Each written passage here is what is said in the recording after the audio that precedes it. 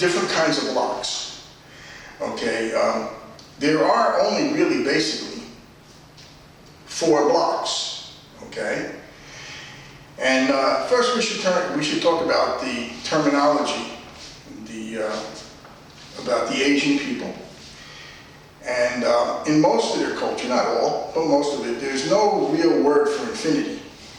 Instead, they use the terminology 10,000 variations of 10,000 variations, which means to us that think infinity, right? So there's no limit to it. But basically, we have 4 blocks. Now, I'm going to show you 4 of them, and then I'm going to go over one of them, give you an idea of how they work.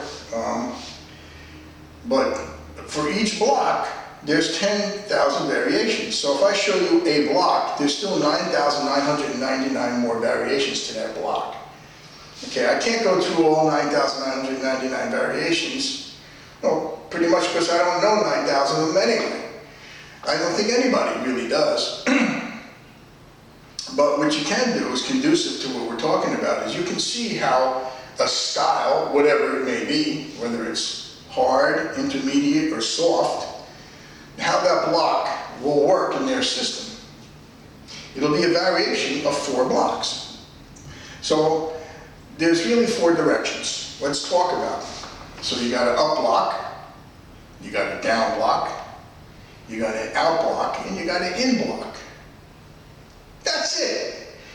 No matter what style it is that you do, whether it's kung fu, karate, boxing, there's only going to be 4 blocks. Okay, so I'm going to show you the 4 blocks, and I'm going to show you how to practice them. And then I'm going to bring in one of my assistants to give me a hand to show you an application of maybe 1 or 2 of them. This way you can have an idea of what it is, why you're doing this. So what you want to do, you want to get yourself in a nice comfortable horse stance. Feet straight and level with your shoulders. Bend your knees, bring your pelvis slightly forward, okay? And like this. So what we're going to start with is an up block or a down block. Well, let's start with a down block. It doesn't matter which block you start with. I like to do it in a sequence. Down block, up block, out block, in block. That's how I teach it. And that's how all my students practice it.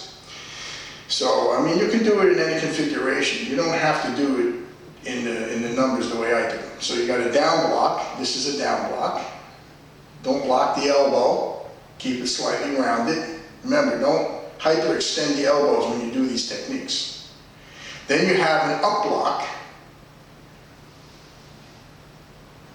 Okay. Then you have an out block. Now the out block is unique. And I think maybe I'll show you that one today. It goes like this. Out block. This finger lines up with the outside of your shoulder. Okay.